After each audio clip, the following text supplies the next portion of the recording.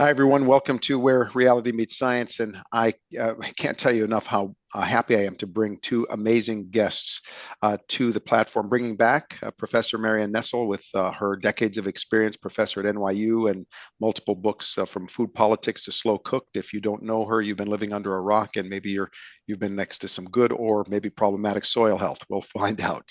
And then Brian Reisinger, who has spent decades and generations of family farming and history, but has really taken the tact of getting people to know what's happening to the U.S. farmer, to U.S. farmlands, and had a great presentation on C-SPAN that I had the honor of listening to, and actually called in and we spoke briefly as well. Brian, thank you so much for coming on, both of you.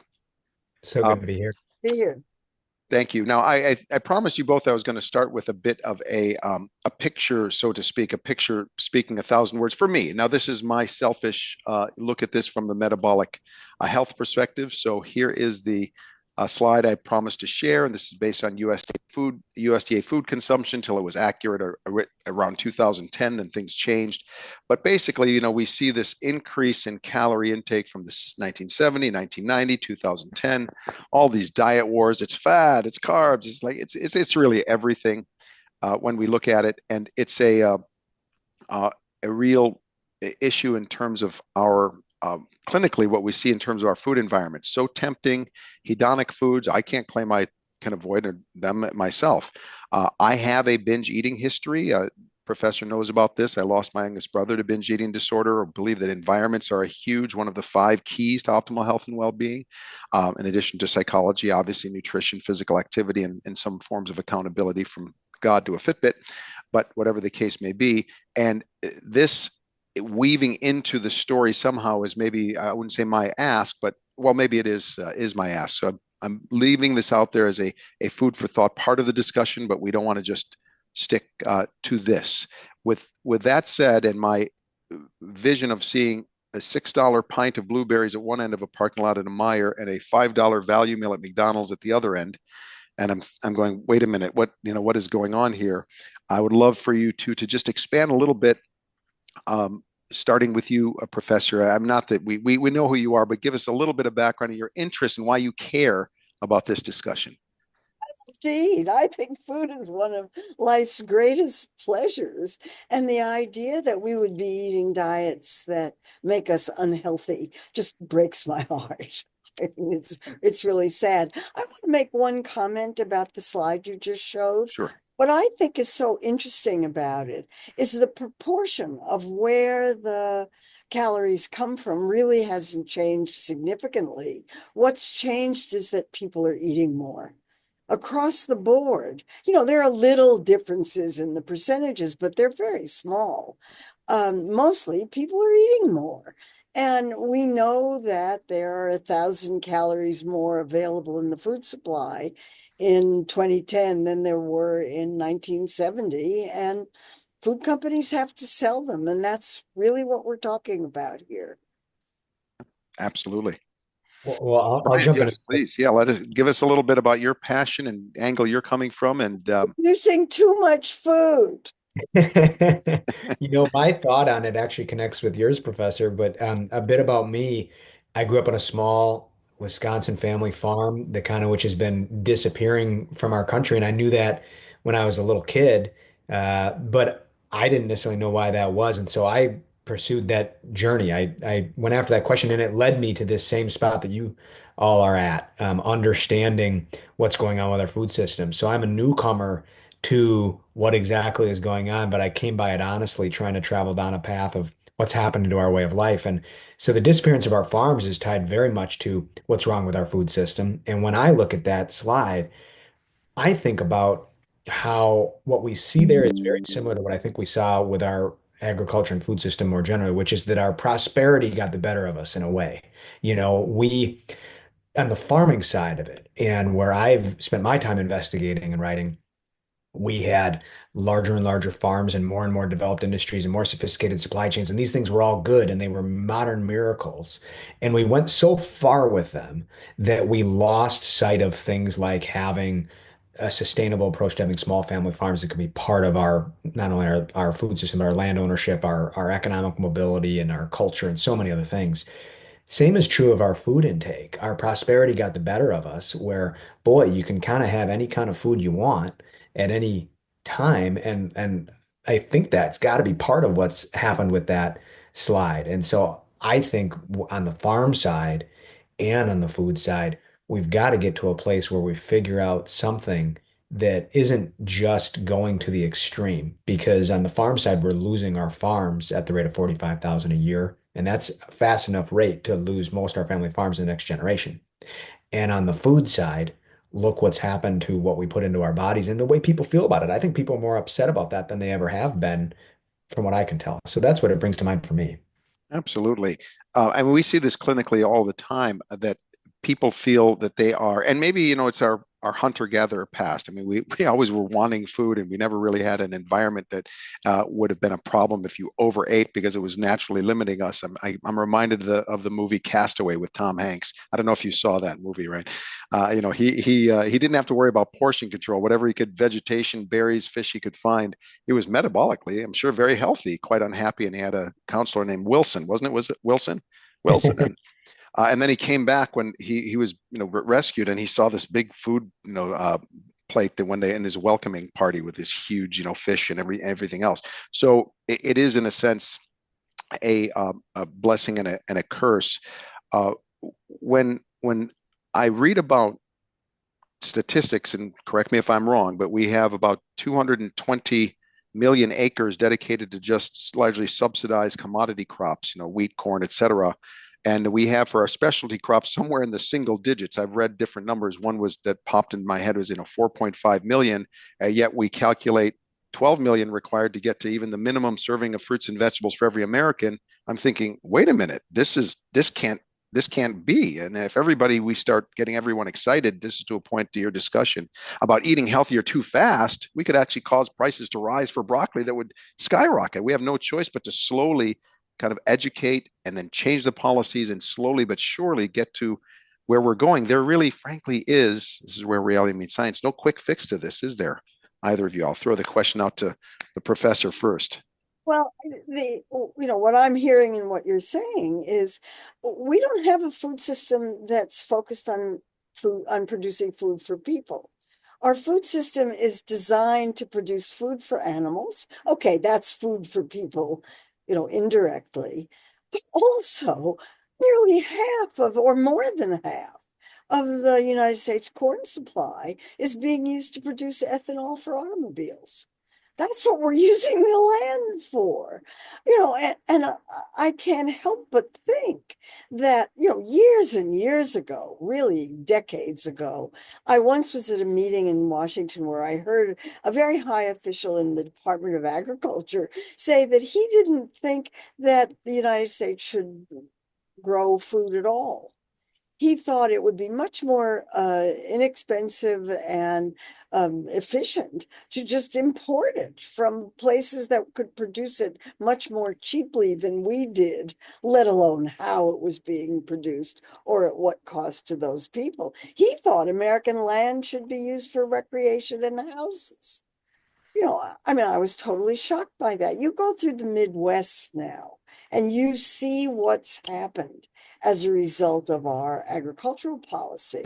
Movie theaters are closed, schools are closed, huge areas are deserted, towns are deserted because there are no people producing food anymore. The farms have gotten so big, they're all done with machines and robots, and never mind immigrant labor. That's a whole separate issue. I mean, there's something so wrong with it.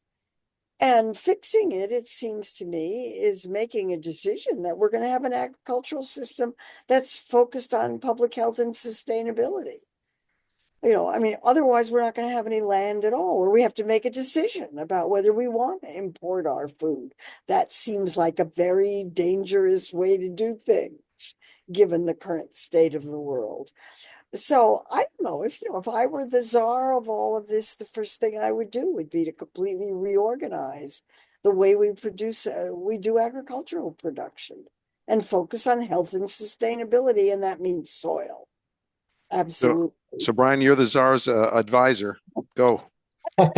Well, The czar has been driving through my neighborhood because you're talking about exactly the kind of place that I grew up, where we used to have plentiful family farms that were really wound into the economy, and we had small towns that were built by the farms, and a lot of that's been reversed. Now, agriculture, there's still a lot of proud, hardworking, resilient people in agriculture, my family being one of them, but the reality is that we've lost so many of our farms, our communities have begun to shrink with it. And it contributes to all of the problems that the professor is talking about. And when you said what that high official at the Department of Ag said, I thought in the back of my mind, I was already thinking about our agricultural trade deficit, which I believe is at $42.5 billion in terms of importing more food than we are exporting. And the idea that we're wiping out our farms at a clip of 45,000 a year on average for the past century, while we're importing food more and more, and depending upon other parts of the globe, I actually think not only is that official wrong, that reads like a dystopian novel to me. We're wiping out our food supply and depending upon other countries. And there's a lot of reasons that go into that. But one of them is absolutely government policy that makes growing certain types of commodity crops a bit more of a sure bet than it would otherwise be. There's some stability to that, but it's not enough income to really have our farms thriving. And families like mine have experienced that where, we cash crop and we grow corn and soybeans and hay.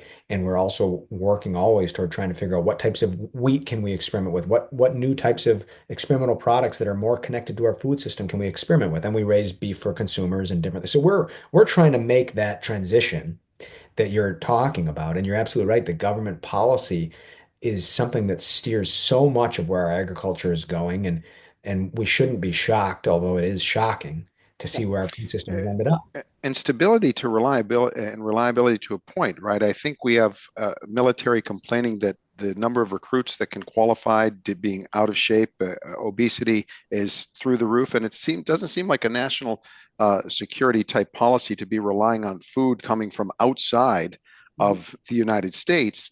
You're alluding to something that I knew we were going to get into eventually, and maybe, Professor, you can start. And I know you've got comments on this too. I really appreciated them on C-SPAN. It's the Farm Bill. I know. There's a lightning rod, but because I can't expect, I'm not an expert in it. I think Professor's been through it a bazillion times and even has said you can't figure this thing out. It's so long. It started when? What was the original purpose, and where have we gone awry with what seems to be speaking of dystopian, a twisted way of subsidizing to the point where we've now gotten to such health issues and costs and military and then food coming from the outside.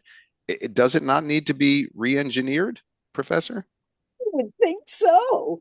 It started out as a means to, the whole business started out during the Depression when nobody had any money and farmers were producing food, but nobody could buy it because they didn't have enough money. So the government stepped in to set up a program where they would buy food from farmers and distribute it to people who needed it. This came about because farmers were destroying their crops and destroying their animals because they couldn't sell them and they couldn't do anything with them. Pretty much what happened during the COVID pandemic. That was a throwback to that. So that was how it started. And then once you start subsidizing, you start doing subsidies, nobody wants to give them up and they've gotten bigger and bigger and bigger. But we're not subsidizing food for people. We're subsidizing fuel for automobiles and food for animals. And okay, animals are food for people eventually, but if we're going to have a sustainable food system, people in the United States have to be eating less meat, not more. And we should be subsidizing farmers who are producing food that people eat. One of the things that I just can't get over is the assumption is that it's okay for farmers to produce food and have it cost more to produce than they get in return for it. How did that get to be okay? It's not okay. It's not okay for any other business.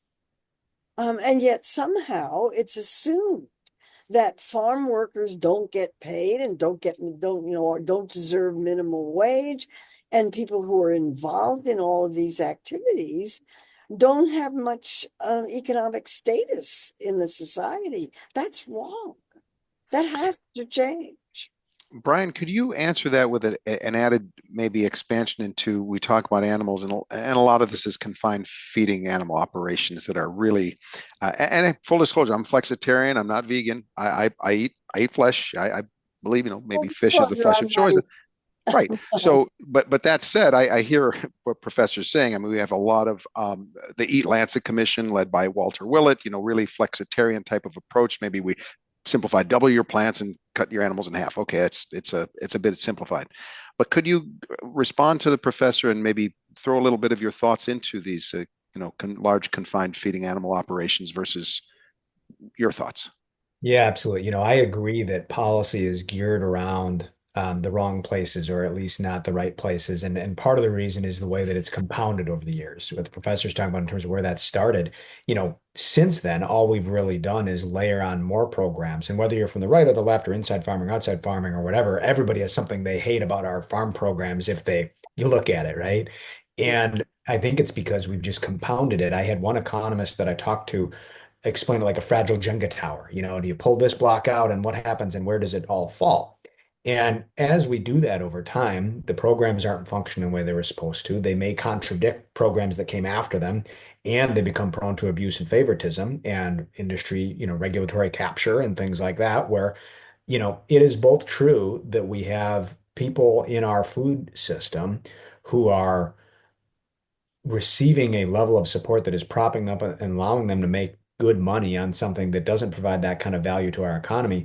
And you got all kinds of family farms like the one I grew up on that are expected to produce things below cost when it's not possible to do. And how did we end up doing that? Well, there are so many directions, but one example would be the issue of crop insurance. The basic idea, let's say for a moment, we don't have to agree on it for real, but let's say for a moment we all agree that uncontrollable weather and factors like that ought to have some sort of stability built around them for our food supply. Okay. Well, we have all crop insurance for certain types of crops, commodity crops, but the farmers growing asparagus and blueberries in Michigan over neighboring to me, they don't have any of that, right? To the professor's point about our subsidies, there is no protection really for a lot of the farmers that are growing fruits and vegetables and a lot of the specialty crops. So we have this system that's steering us away from those solutions. And by the way, if we had a system that allowed more farmers to grow what it is that people want from them and have the actual market dictating that, there could be new entrepreneur opportunity for our farms. There are so many farmers that would love to break out of growing whatever commodities they're growing, but they've got a certain amount of income that they can depend upon because of that subsidy. And they are operating on very tight margins because the subsidy isn't sufficient. The market doesn't support it. So it's getting harder every year. And we need those people to be able to take some money and put it toward a specialty crop and gamble a couple acres on that. One, they got to gamble whether it's right. Two, they got to have the money to do it. Three, they got to have the time to make that transition, buy the equipment. Farmers who want to do it, but boy, they don't have the money to be able to make that transition. And the last point that I'll make is with the issue of confined feeding and larger farms.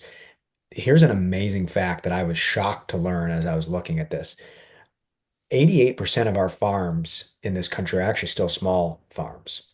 And now we can argue, and maybe it's a valid argument around the definitions the USDA uses, but suffice to say, the largest farms are small in number and they produce the largest amount of our food. And people always say to me, well, how in the hell can there possibly be nearly 2 million small farms in this country left? It's like, well, it's true that we've lost 70% of them since the Great Depression. But it's also true that you got a lot of farms that are being run by families that are working two, three jobs. They're farming and they're also working construction shifts. They're pulling factory shifts. They're pouring concrete. What if those small farms, 88% of our farms in this country, could be growing entrepreneurial ventures because they're growing food for people? Imagine that. And we could power a whole new food economy if we are willing to change our policy and let the many small businesses that right now are kind of side gigs grow into full-time income for these families again, which could also restore the rural communities that Professor Nestle mentioned that are downward spiraling. I Do know you, lots of people who want to farm. I know lots and Yeah. lots, and they Yeah. can't get into it because they can't get the land. They don't have the money to get the equipment. They can't get started. And there, I think that's just openings for interesting policies that could start to make that possible. Because, I work with food studies students. A lot of them want to farm. They want to grow food. Growing food is fun. Yeah. Yeah. So what? We've made it too hard for new people to get into it. We've made it too hard for the people who have the land to be able to continue to do it. There are all these kids in 4-H and FFA who would love to farm. And then there's all these folks from outside of farming who'd love to get into it, but they're not told to do that. No kid from where I'm from has a guidance counselor telling them, "Oh, you should go farm." They go into the trades or they work in other parts of agriculture or they go to college. Those are all noble things.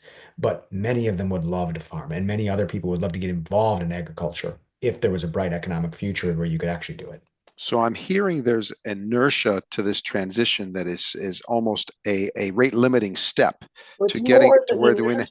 that we need exactly, and that one of the low lying fruit, no pun intended, might be in terms of this insurance for specialty crops, and maybe even that could be done experimentally, and then it has to be sold locally, and we could even address this shipping food that far across the earth. Maybe that's another question regarding your Well, thoughts it's regarding local actually farming, happening. It's local just, farming. it's actually happening. It's just not happening at scale. Well, and that's one of the concerns I have. I know we say people want, and I do believe that they want. I want to believe that they want, but I think America's pretty hooked. Speaking of another good book by Michael Moss, on on on comfort food, and that's no judgment. I believe me, I get it. Immediate gratification versus delayed and long-term health. But it seems like we really need to do a better job of making, I'm sorry, maybe is it making fruits and vegetables sexy? Beans and lentils too, by the way. Uh, I don't know that we have the demand there. I mean, Brian, isn't that right? I mean, farmers aren't going to grow something if people aren't going to buy it. And I we think need to, and maybe Professor too, don't we need to do a better job of making healthy food sexier? I mean, we got a lot, the grocery aisle right down the middle, and in the cereal aisle, I got to break my back to get to shredded wheat. It's way down here or it's way up there. I mean, it's everywhere you go. The environment But is, you answered your own question by talking about the price differential. yeah, yeah. As long as fruits and vegetables are as expensive as they are, people aren't going to buy them because they don't have enough calories. And you have to be able to cook them, and you have to be able to refrigerate them, and you have to be able to do all this stuff. But we've set up a system in which, we're all dealing with inflation, but the inflation for junk foods is much, much less. Well, yeah, that was the $6 a pint of blueberries versus the Exactly. $5 McDonald's That's value the meal. answer to the question Yeah, yeah. is, you got to reduce the prices, but you have to pay the people who are producing it better so they're making a living. So maybe riff on that, Brian, and maybe a little comment. It might be sensitive, regarding SNAP and where SNAP money is. People have argued, should we be SNAP funding sugary pop? It's a very touchy topic, but Yeah, it we got to is. touch it. There's a lot of tripwires around here. Um, I will I will say that I agree with the notion that there's a start here. Post COVID, people care more about where their food comes from than ever before, and yet it's not enough. There's not enough changing market demand to change what our farmers are doing. And even if there was, and maybe there's some more of it beneath the surface than we realize, we have government policy standing in the way of that to the point of this conversation thus far. I think that there's a world where we can move in that direction. And we have to understand that there are many small changes that need to be made gradually in order to do that. One Do of you have a them does. top three? Yeah, you're gonna. There you went. Well, I'll address one that you noted, and then I'll get into some others. One is that we do need to figure out the farm bill. I think everybody acknowledges it's not the way we would do it if we were doing it from the beginning again. And we do have to figure out a way. It begins with the congressional gridlock. I mean, both of our parties are involved in a situation where we just pass a patch, just barely. You're not reforming anything when you kick the can down the road. So we're really not even, it's not even that we don't know what to do, it's that we're not even having the conversation really. And so that's one thing is figuring out this grand bargain, so to speak, between farm policy in the Farm Bill and food policy in the Farm Bill.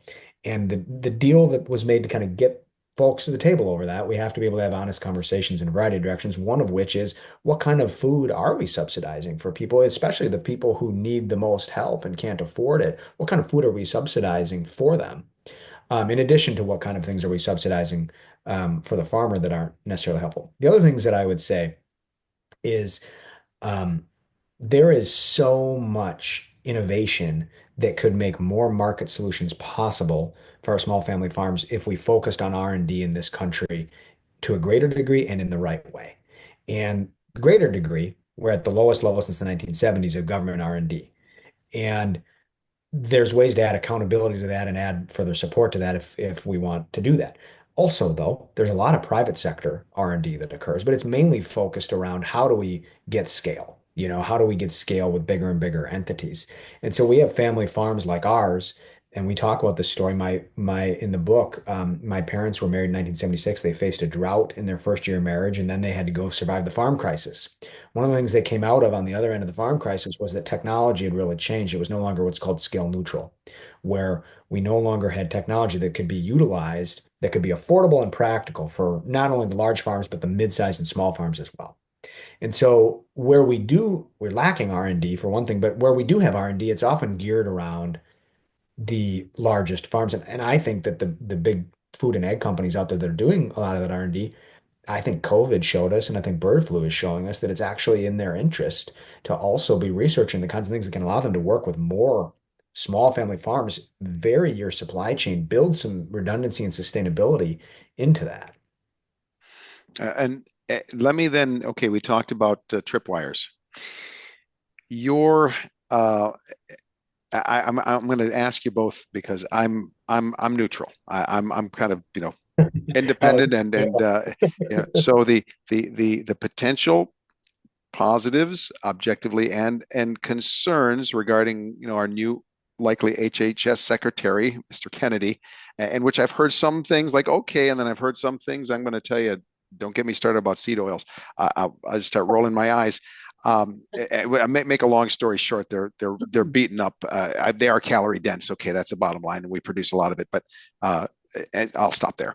Do you see any opportunities, and should we make sure that he's getting land rich, cash poor, and everything from food politics to slow cooked? I mean, he's getting all these books from people that I think maybe he needs a better balance of book reading, but because I hear he's an avid reader. Your thoughts around the new administration? Are there any diamonds? I know there's rough too. Where's the diamonds? Where's the rough? I'll happily start if you like, Professor, or you can. Well, I'm on record as being mind boggled. I mean, it's mind boggling. I've never heard anyone at that level of government talk about chronic disease and the need to prevent chronic disease, to prevent obesity, to eat more healthfully, to do better. I've never heard anything like this from anybody at this level of government. And I've been talking about these issues for decades. So I'm just thrilled by it. I think it's fantastic. At the same time, I also think it's the weirdest thing that's going on because I'm picking and choosing from RFK Jr.'s agenda. There are some things that he says that I think are just terrific. Yes, let's get ultra processed foods out of schools. Sure, let's get the color additives out of cereals. Let's get the chemicals out of fish and the food supply. I'm in favor of all of that. There's some other things, not so much. Seed oils being one of them. Raw milk is complicated, but whatever. The idea that chronic disease is being discussed at this level of government is very, very exciting. It's brought this conversation out into the open. I've complained for years that there are no policies to prevent chronic disease. And we have a country in which 70% of American adults are overweight. 70%. I better take a stand break. Okay. I mean, really, this is not looking good for the future. And 20 to 30% of kids, I mean, that's just shocking. You look at, I look at my kids' school pictures, and you look at kids' school pictures now, it's it's just astonishing to see the difference. When I was a kid and when my kids were kids, maybe there was one overweight kid in the class, poor guy. He was really treated badly. Now everybody is. And what looks like normal now is what used to be considered enormously overweight. And there are health consequences. So I will add just a little bit from the perspectives. I have to admit, I have a picadillo regarding the definition, and maybe this is a moment we can riff a little bit about the way that ultra processed foods are defined by this NOVA food scoring, Brian, which to summarize, it basically looks at the number of steps that a food has gone through and then its length of list of ingredients, and may ultimately say, well, will say that Fruit Loops and Raisin Bran are the same. They're not the same. And then we get into some scenarios where Kevin Hall of the NIH has actually studied and filtered out what if it's an ultra processed food, but it's low in calorie density and high in nutrient density, and found a huge chunk of it is really just those two pillar issues. Yeah, okay, canned beans are processed, but they're still beans. Yeah, maybe they should add not They're add not some ultra salt. processed. Yeah, right. But still, there are some that are like Greek yogurts with lots of ingredients on the bottom, chobani with fruit at the bottom, that's going to be called equal to Rice Krispies because of the way that it's. And Can this I is interrupt? yeah. Can I give you an operating definition of ultra processed? It's you can't make it in your home kitchen. But that may or may not be bad, right? I mean, It's really that simple. yeah. And, to fuss about the margins doesn't make any sense. So part of that is that you get a lot of calories for not very much weight. But these things are designed to be irresistibly delicious. And what Kevin Hall's experiments have shown beyond question, and they've been repeated by a group in Japan, is that they induce people to eat more calories without realizing it. He didn't, Professor, he didn't control for beverage calories, and just reported at the Imperial College that last study, which both Barbara Rolls and I communicated with him directly, you can't include the weight of thin liquid beverage calories in the weight of calorie density. They have a different dynamic. So now that they're controlling for that, I'd say when you see this new study, I think about 80% of it's going to come down to issues that the NOVA scoring system isn't quite precise enough. Anyway, the bottom line is that we definitely have a lot of what I would call, I shouldn't maybe say this, I'm going to anyway. It's an acronym and it sounds like crap, but it's CRRAHP, calorie rich, refined, and highly processed. That part is important. If it's highly processed and it is a higher nutrient density, higher calorie density, I mean, higher nutrient density, lower calorie density, we would, for instance, clinically, we use medical formula meal replacements. We've got randomized controlled trials that show that they work for a short term. They get people under really good metabolic control, but they're a one-trick pony. But they are ultra processed. And yet some people who are starting with very few food preparing skills, they have wildly out of control metabolics. We put them on a simple program and voila. And even the monkey trials, University of California, those two groups showing calorie reduction with prolonged life in primates, that was all processed chow, highly processed. But usually when something has gone through that, it becomes crap. Now, I like a little crap in my life. I like a little calorie rich, refined, highly processed. I'm going to have my pie on Thanksgiving, and I don't want anybody to guilt me. Processed. Yeah. It doesn't have to be, not right? Ultra processed. The crust is, but no, it's not. Yeah. Oh, well, if you're buying it from a store. Necessarily. Well, not necessarily, but maybe the kind that I'm going for, because I'm not cooking a pie.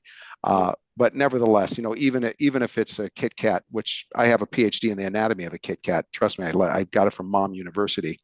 Though it's about how much that we're being exposed to, though. It's so high, Brian. I mean, it's everywhere, and our food environments have become such that it's almost impossible to avoid due to the proximity, due to the cost, and we're trying to dig ourselves out of this. When it comes to the Farm Bill, you're suggesting low-lying fruit, like subsidizing specialty crops. In terms of the crop insurance, that seems like something that we could get started. What about the idea of and both of you can comment on the on SNAP. I know it's a bit touchy. And then what I saw consulting for two public school systems, where the school food policies say one thing, but the subsidy money they're getting and the food list that they're given, it's not reconciled. They have to spend money on foods in select areas so they can kind of arbitrage the money elsewhere to meet these food guidelines. And it becomes, you're telling us to serve this, yet you're subsidizing and limiting our choices in the USDA list of foods to this, and they're not talking to each other. So maybe a little on SNAP, a little on schools for both of you. Yeah, absolutely. I should say first that, to the question of the direction of our food policy under the incoming administration, I agree with Professor Nestle that there's a lot of reason for excitement. And I think from the farm side, I should just say that, you know, gearing us toward eating more and growing more of the kinds of foods that we should be putting in our bodies and having family farms participate in that, I think is a great thing. It's a source of potentially new entrepreneurial opportunity. We need to make sure that as we're doing that, we do it in a gradual process, only because of going back to what I said before. These farms are small businesses. The farms that aren't now growing the kind of food that we need to get them going in that direction, or the farms that are growing it, but they aren't doing it at scale because they can do it for a local farmers market, but doing it on the level that we need. So we need to understand these are small businesses that need to be able to take small risks and be able to invest money in things. And so we have to do it gradually. Now, here's where that relates to what you just said, Tom. Our government is not very good at doing things that are complicated, and that's part of the challenge. We have both parties for decades that have made all kinds of choices that have nothing to do with what's going on the farm, let alone how it connects to our food supply. And so we need to, one, move in a new direction in the way that we're talking about, but we also have to have the dexterity to address the issues, the very issues you're talking about, where the prescriptions don't fit what's being subsidized. There's all kinds of contradictions like that. Is a hall of mirrors to try to navigate this. And by the way, the farms that are able to really navigate that on the farm side of that part of the equation um, are the big ones that have the armies of accountants and lawyers and lobbyists to shape the policy and interpret the policy and how to navigate the policy. And so we do need to have a system overhaul, and it needs to account for what kind of transition farms and small businesses would need to make. And then on the receiving end of it, we have to be able to account for schools and all of these other places that benefit from these subsidies being able to make clear choices. And there's so many contradictions wound into our government policy, and it's very problematic. I am the inertia's got me a bit speechless. I guess I would love to know, where do we start? Is there any place to start legislatively in terms of, you call food politics, things are local, all the way to calling your representative? I mean, what is an action that, and maybe there's a few because we can't do all, maybe whatever 5 or 10 may be practical. Do we reach out to our legislator? What do we support? What's a bill? Yeah, what do we do, guys?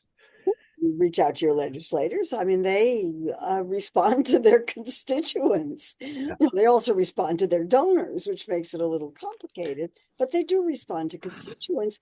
And I think that school food is a great place to start.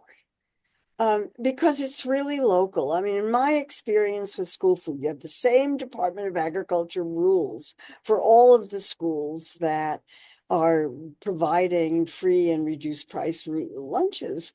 But how that policy is implemented is entirely dependent on who's in the school. It's the weirdest thing I've ever seen. I mean, I've been to lots and lots of schools. They differ enormously. There are two skills. One is making food that's edible, and the other is getting kids to eat it. Those are two completely different skills. And I've been to schools where I've seen all four combinations. Terrific food, the kids eat it. Terrific foods, the kids won't touch it. Terrible food, the kids eat it. Terrible foods, the kids won't touch it. I've seen all four combinations. I can walk into a school and tell you in a minute whether the program's going to work or not by meeting the staff and the principal. If somebody in the school cares, if they care whether the kids are eating the food, somehow they make it work. The other thing about school meals that's really terrible is it's the one program in schools that's expected to pay for itself. Nothing else in schools is expected to pay for itself, but the meals are. And that means the amount of subsidy that the Department of Agriculture gives for the food, but the schools also have to pay the staff. That's not right. And they often And, farm and out to companies. What, any thoughts regarding those that yes, are they making? do, because Yeah, they can't do it themselves. They may not have kitchens. The schools that have the best programs are the schools that have their own kitchens and their own staff that cooks the food from scratch. Not every school can do that, even within the same district. It depends on what's there. So, and then there's the whole question about the free and reduced cost and making people qualify for it. We need universal school meals in schools. Absolutely. making it too complicated. Would get rid of all that bureaucracy. They would save so much money just by feeding the kids. Before we hand it back to Brian, any thoughts on SNAP, Professor? Oh, yeah, sure. Advocates have said for years that it would be helpful to remove sugar sweetened beverages from the SNAP package. That's an easy one. It's sugars and water and nothing else, and no nutritional value. The Department of Agriculture has resisted all attempts. Let's have a pilot project and let's see how it works. The Department of Agriculture has never allowed that to happen. Maybe RFK will? Maybe RFK will. Who knows? RFK has to be confirmed first. I'm waiting to see whether that happens. Yes, You sir. know, what I'll say about government is it is true, having worked in public policy for a brief part of my career, it is true that when there is a constituent outcry about something, it impacts a congressional office, it impacts a Senate office. These are folks who they respond to donors, but they respond to the voters. It doesn't always feel that way because of the way our system works. But here's what I always advise people on the farm side, and I think it connects further with the food side of this. Ask your elected representatives what they're doing to create new entrepreneur opportunity for our farmers. You will get them saying, "Oh, do you support farmers? Oh yeah, the hands will go up. That's easy, of course." And they've all got some vote they've taken, right? But what are you doing to create new entrepreneur opportunity for our farmers? Because if you're doing that, by the way, it's going to connect with the very kinds of solutions we're talking about. Because school lunches is a great example. If we were to find some sort of policy that was coherent, that allowed for there to be an affordable way for farmers to supply healthy local food to their schools, and that was something that was functioning properly, farmers would respond to that. Most farmers have no idea how to get into that. They have no idea how to do it. And if they did, the schools are having all of the administrative challenges and the funding challenges that you are both talking about with doing it. So there are so many ways that if we were to guide our policy by what will create that new entrepreneur opportunity means that there is a market demand and it is something that people want and need. And I think that's one of the simple ways to cut through a lot of this. If we let that guide our policy, so therefore, if we let our outreach to our elected officials be guided by that kind of a principle, I think most elected officials would have to think long and hard before they could give you an answer on how they would do that. And that's the point. They need to spend more time understanding what's going on our farms and how it connects to our food supply. And there are very few in Congress who know that right now. And it should end up that there isn't a $6 pint of blueberries right across the parking lot from a $5 value meal, right? I Right. mean, if you want to make kind of the Trump oversimplification kind of talk, maybe that's way too simple. But the bottom line is, I'm sitting there going, "What?" I mean, Well, it doesn't. to that end, there are certain types of food, and the professor's right, there's certain types of food that have the costs have risen very little.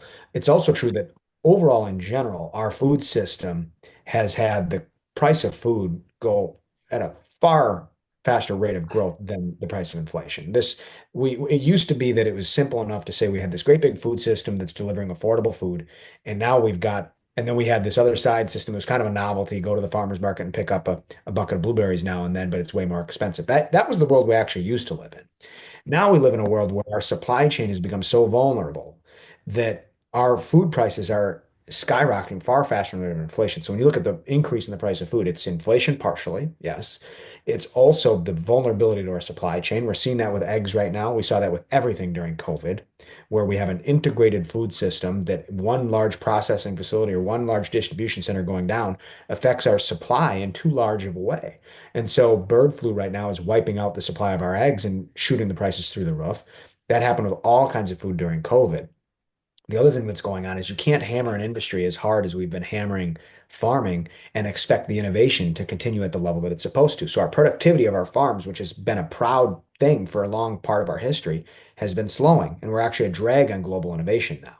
So part of the problem that we have is we used to think that we had this big affordable system and then, unaffordable healthy food. the reality is that big affordable system, quote unquote, isn't all that affordable anymore. And the lack of innovation or the slowing innovation and the vulnerabilities to our supply chain mean that we're really not choosing between those things anymore. We need to figure out a way to navigate transitioning this system toward producing more local, regional, and specialty food that can meet what consumers need. And we can have a world where all of it's somewhat affordable and all of it's a little better. But that whole idea that we have this food system delivering cheap food isn't the case anymore. So why not seize that opportunity to do something about it? Great. Interesting. So as we're winding up here, and of course, I'm going to implore that everybody look up any of Professor Nestle's books, and of course, Land Rich Cash Poor from Brian Reisinger as well. But what's our action? What are our listeners who, by the way, if you like this, obligatory, like, subscribe, share. What should our listeners take away? A couple of highlight points, Professor, that they can just put to use today, whether it's yes, the fruits and vegetables are more expensive, but they'll save you a bunch in the long run or whatever. What will people take away from the professor? Well, anytime that you make a food choice at the supermarket, you're voting with your fork for the kind of food system that you want. So try to find foods from small, local, regional farmers and do everything you can to support them by buying their products. They can't survive if they don't have a market. Be their market. I love it. I love it. Brian. I agree with that. I will double down on that one. And I will say apply the same principle to talking with your elected officials and apply the same principle to other parts of life. We need more consumers taking more steps toward buying that. But, people have to get certain types of food, certain places. There's limitations. People have access limitations and things, but stop at the local butcher shop, stop at the local farmer's market, ask your grocer to carry local fresh options. Those kinds of steps that the professor's talking about. And apply those same principles. You're creating entrepreneur opportunity for farmers when you do that. Apply that same principle to your elected officials. Apply that same principle, what we expect out of our corporations. Like all of us, if everyone were to take steps in that direction, we would be amazed at the sea change that we would see. The trick is getting everyone to do it. It's jumping in the water at the same time. Excellent. I guess I've got two in one. I'll ask if I got this right. Call your representatives and promote the support of small farmers, and particularly this concept of supporting crop insurance for specialty crops. Is that a Well, takeaway? that's Refine one that. of many examples. That's one Okay. example of supporting new entrepreneur opportunity. The idea being that these farmers that have zero crop insurance, and by the way, they have unfair trade standards they're up against as well. It's not as viable to be an asparagus farmer or a blueberry farmer as it is to be, a corn farmer, and also it's corn that isn't necessarily for food products, and so. Yeah, I think that's one example of it. But I think it's important to call them and say, what are you doing to create new entrepreneur opportunity for our farmers? Because they don't have answers to those things, and that will challenge them to find them. Yes, I did have some great corn on the cob last night. I guess I will leave with, in a sense, complimenting all of this discussion with, sure, we are what we eat, but we eat what surrounds us. Your home is your ground zero. You can have what, and we called it crap earlier. It's always out there. Don't worry, but maybe you want to think about, inviting a wolf into the house, pretending it's a dog, and then blaming the wolf when the wolf bites you. Don't say no to things, but maybe what you have around you might be worth considering. Professor Marion Nestle, thank you so much. Author Brian Reisinger, and long history of farming, and now telling us the stories that we need to hear. This was a great discussion. I hope we can bring you back. And frankly, I'm going to say it because I've asked for it in different communication realms. I'd love to have you both at the American College of Lifestyle Medicine. So Executive Director Susan Benegas, this is for you. Bring these two to the next set, or maybe the year after that at most. Would like to have this conversation grow larger and really get more people involved. Thank you so much, both of you. Thanks. You appreciate it very much. Same.